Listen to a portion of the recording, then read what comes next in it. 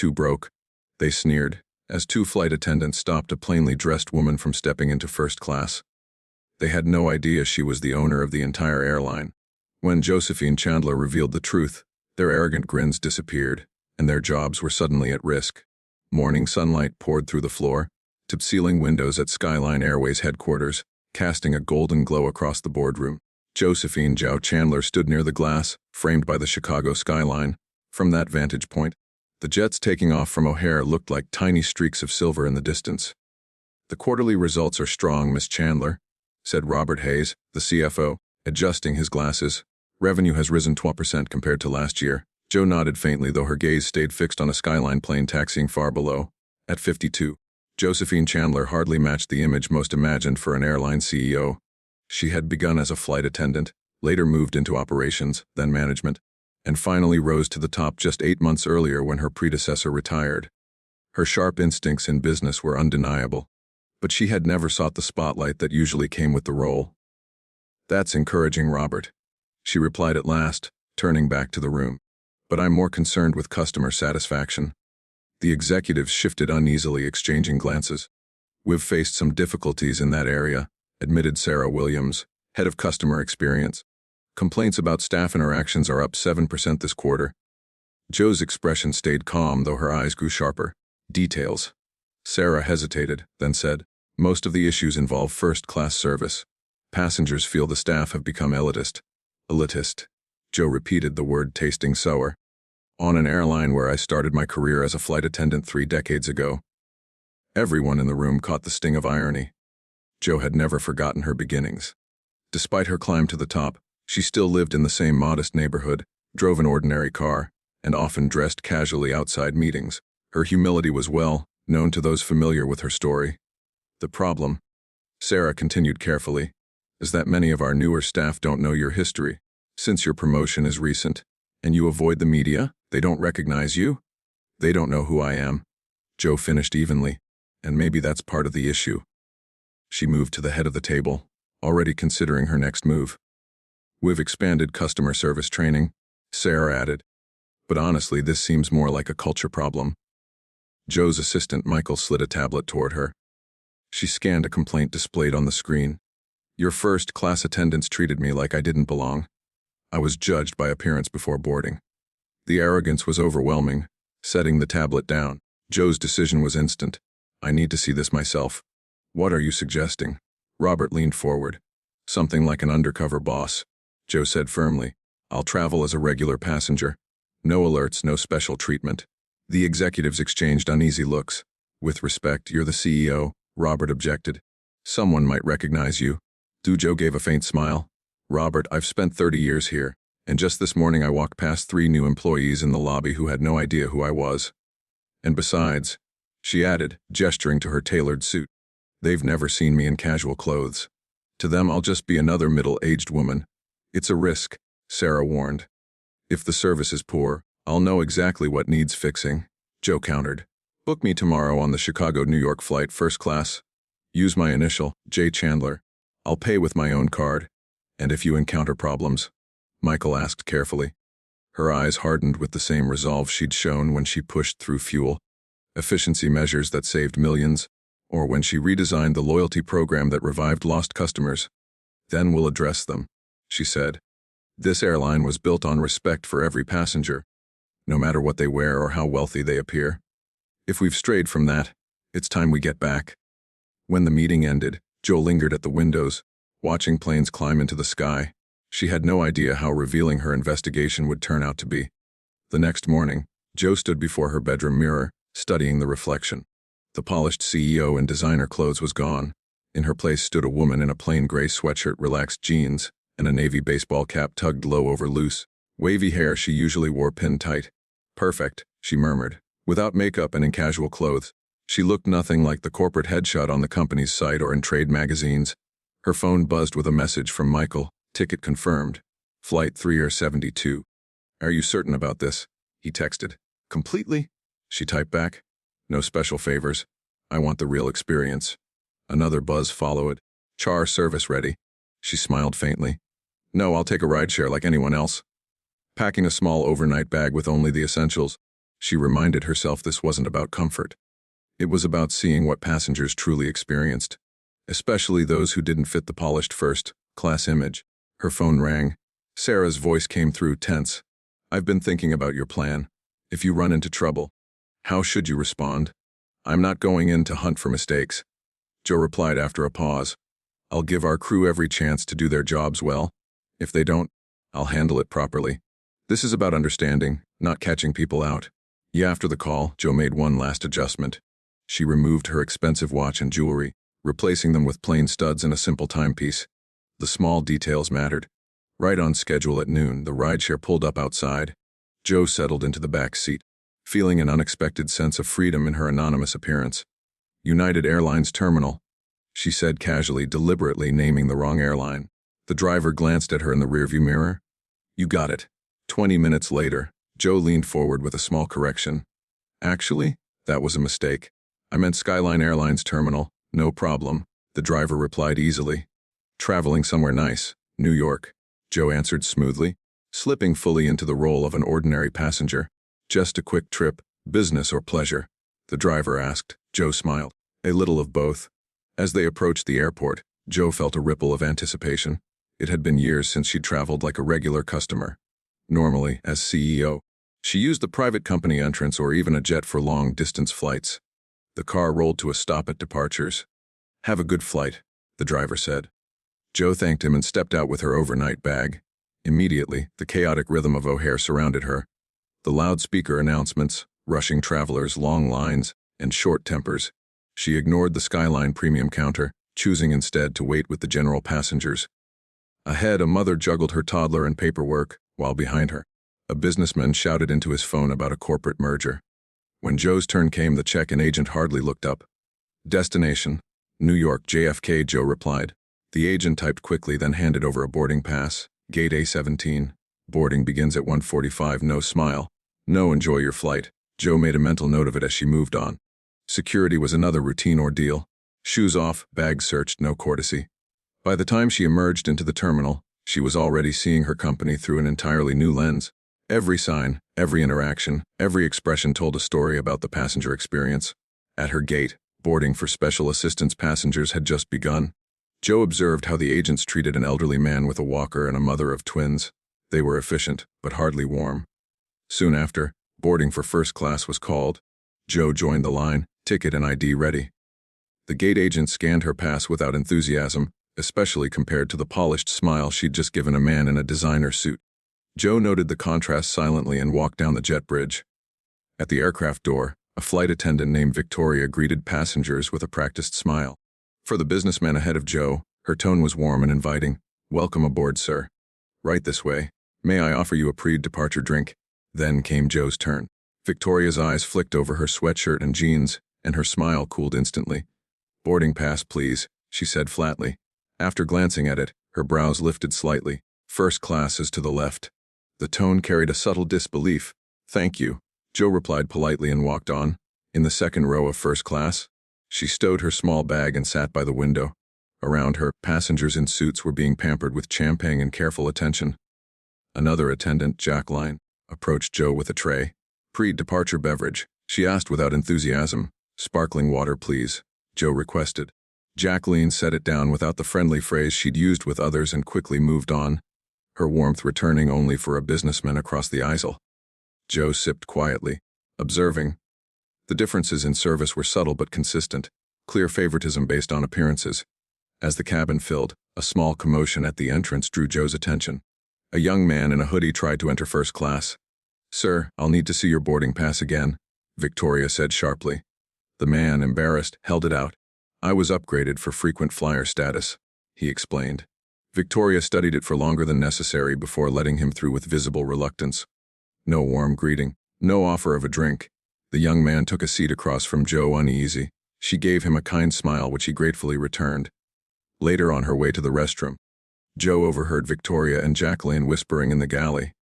"Another one who doesn't belong up here," Jacqueline muttered, gesturing toward the young man. "Did you see his sneakers?" Victoria smirked. "And that older woman in 2A, the one in the sweatshirt. First class just isn't what it used to be." Joe felt her face flush but walked past without reacting. Inside the restroom, she steadied herself, then returned quietly to her seat, her mind churning. After takeoff, service began with hot towels. Jacqueline placed them delicately for suited passengers, but practically dropped one on Joe's tray table. Thanks. Joe said firmly. Jacqueline only nodded and moved on. Meal service followed the same pattern. Business passengers received carefully plated dishes and personal attention. Joe, however, found her meal hastily arranged, the napkin crooked and silverware misaligned. "Excuse me," she asked politely as Jacqueline passed. "Could I have some more water?" "In a moment," Jacqueline replied curtly, walking on. 10 minutes passed. Still no water. Other passengers received prompt refills. Finally, Joe pressed the call button. Jacqueline appeared, a flicker of irritation in her eyes. "Yes," she asked, her voice edged with impatience. "I asked for water earlier," Joe reminded her gently. "Right? Sorry about that," Jacqueline muttered, her tone making it clear she wasn't truly sorry. As the flight went on, the difference in treatment between passengers became more and more obvious. The final straw came just before landing. When Victoria leaned over to collect Joe's barely touched dessert, her voice carried a trace of sarcasm. Joe looked up calmly. "Actually, I'd like to speak to the purser." "Please." Victoria's smug expression faltered, replaced with unease. "Is there a problem with the service?" "I'd just like to speak with the purser," Joe repeated, firm but composed. Victoria and Jacqueline exchanged nervous glances before Jacqueline slipped away, returning moments later with an older attendant whose name tag read Margaret. Lead flight attendant. "Mom, I understand there's been an issue," Margaret asked, her professional tone carefully measured. Joe looked at the three women now standing in the aisle, aware that other passengers were beginning to notice. "Yes," she said evenly. "I'd like to understand why passengers in casual clothes are being treated so differently from those in suits." Victoria's eyes widened, Jacqueline stiffened, and Margaret shifted uncomfortably. "I'm not sure what you mean." Margaret tried. "I think you do," Joe replied, reaching into her bag. She withdrew a slim leather wallet and opened it, revealing an ID card with the Skyline Airways logo. "My name is Josephine Chandler. I'm the CEO of this airline." The color drained from Victoria's face. Jacqueline stepped back in shock, bumping into a seat. Even Margaret's polished composure cracked as the weight of the revelation hit her. "Meps, Miss Chandler." Margaret stammered, recognition dawning. "We had no idea." "Clearly," Joe said firmly. "And that's exactly the problem. Service standards shouldn't change just because someone recognizes me. Every first-class passenger deserves the same treatment." By now, nearby passengers were watching openly. The businessman who had been pampered earlier lowered his newspaper with interest. The young man in the hoodie looked both embarrassed and vindicated. Victoria found her voice. "Memsy. Chandler, I can explain." Joe held up a hand. "Not here." "Not now. We land in 20 minutes. I'll speak with the three of you after the passengers have deplaned." Margaret nodded quickly. "Of course, Miss Chandler. Absolutely. In the meantime," Joe added, "I suggest you treat every remaining passenger with the same respect you've been reserving for a select few." The attendants dispersed instantly, their entire demeanor shifting. Victoria moved briskly through the cabin, suddenly attentive, while Jacqueline rushed to offer the young man across from Joe a fresh beverage. Joe leaned back against her seat with a sigh, gazing out the window. This wasn't how she'd hoped the mission would go. She'd wanted to observe quietly, to gather insight, not cause a scene, but the bias she had witnessed was too blatant to ignore. Her phone buzzed with a text from Michael. "How's the mission going?" Joe smirked faintly as she typed back. "Cover blown, we'll explain later." The rest of the flight unfolded in uneasy silence, at least around Joe. The attendants moved about nervously, their courtesy now exaggerated. As the plane began its descent, the young man across the aisle leaned toward her. "Excuse me," he said softly. Joe turned to him with her first genuine smile of the flight. "Yes." "I just wanted to thank you," he said. "I fly often for work, and well, that kind of thing happens a lot." "Being treated differently because of how you're dressed?" Joe asked knowingly. He nodded. "I work in tech. We don't really do suits." Joe extended her hand. "Nice to meet you." "I'm Josephine Chandler, David Chen," he replied, shaking her hand. "Software engineer at MedTech, and honestly, no apology needed. It was worth it just to see their faces when you pulled out that ID." Joe laughed lightly, her first moment of levity since the confrontation began. After a smooth landing, the aircraft taxied to the gate. Margaret's voice came over the intercom. "Ladies and gentlemen, welcome to John F. Kennedy International Airport. The local time is 5:23 p.m. and the temperature is 68 degrees. Please remain seated until the captain turns off the seatbelt sign. Then, after a pause, she added, would also like to extend a special welcome to Skyline Airways CEO Josephine Chandler, who traveled with us today. Thank you for flying with us, Ms. Chandler. A ripple of murmurs spread through the cabin. Passengers who hadn't noticed earlier now turned to stare. Joe acknowledged them with a polite nod. As people gathered their belongings, several stopped to introduce themselves or share comments about Skyline, mostly positive. David lingered a moment. Good luck with. He gestured discreetly toward the flight attendants. Thank you, David, Joe said warmly. And please, if you ever experience anything like this again, email me directly. Once the last passenger exited, Joe stayed seated, watching Victoria, Jacqueline, and Margaret clustered near the galley, whispering urgently. Victoria gestured defensively, Jacqueline stared at the floor, and Margaret tried to hold herself together. Joe rose, gathered her bag, and walked toward them. The three women fell silent immediately. Let's talk in the crew rest area, Joe said. Her tone left no room for debate. They followed her to the small private space. Joe sat across from them. Victoria and Jacqueline looked like reprimanded students, while Margaret tried to keep her composure. Though her hands betrayed her as they fidgeted with her collar pin, Joe took a measured breath before beginning. First, I want to make one thing clear. I'm not here to fire anyone today. Relief washed over the room, but it didn't last long. What I witnessed today was unacceptable, and completely against everything Skyline Airways stands for, Joe continued. Victoria spoke up first. Ms. Chandler, I want to apologize. If we had known who you were. That's exactly the point. Joe cut in, her tone firm but not harsh.